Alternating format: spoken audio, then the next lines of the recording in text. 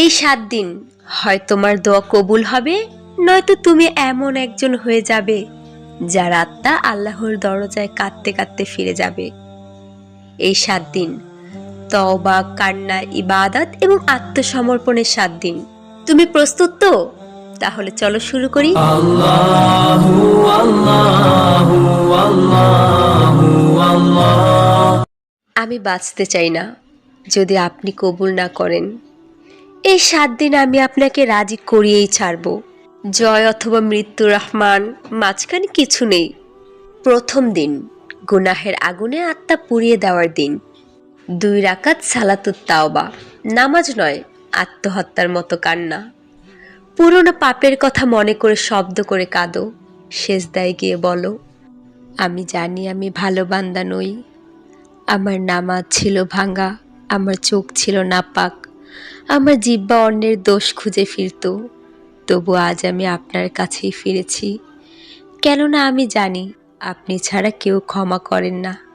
অন্ধকার ঘরে একা বসুন, মাথা নিচু, হৃদয় কাঁপিয়ে বলুন, ইয়া রব, আমি গুনাহ করেছি, কিন্তু আপনি তো গফুর।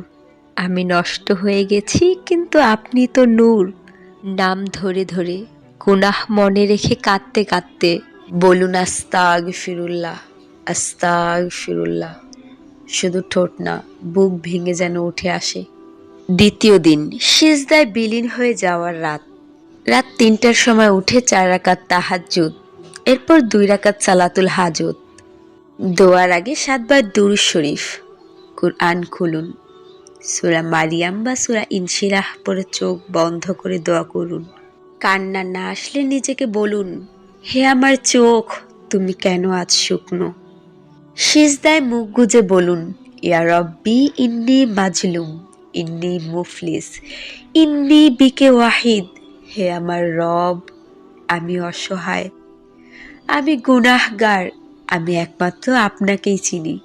100 বার বলুন, ইয়া রহমান ইরহামনি। তৃতীয় দিন রোজা, কুরআন ও নিঃশব্দ কান্না। আজ আমি কথা বলবো না, আজ আমার চোখ বলবে, কুরআন বলবে, হে আল্লাহ, সে তো ফিরে এসেছে। নফল রোজা রাখুন, গোসল করে বিশুদ্ধ কাপড় পরুন, 100 টাকার সদকা করুন গোপনে। নিয়ত, এই সদকা আমার দোয়ার দরজা খোলার চাবি হোক। জোহরের পর 2 রাকাত নফল সালাতুল হাজত আদায় করুন। তারপর 70 বার বলুন, ইয়া ফাত্তাহু ইফতাহলি আবওয়াবা রহমাতিক। হে সফলতার দরজা খুলে দেওয়া আল্লাহ, আমার জন্য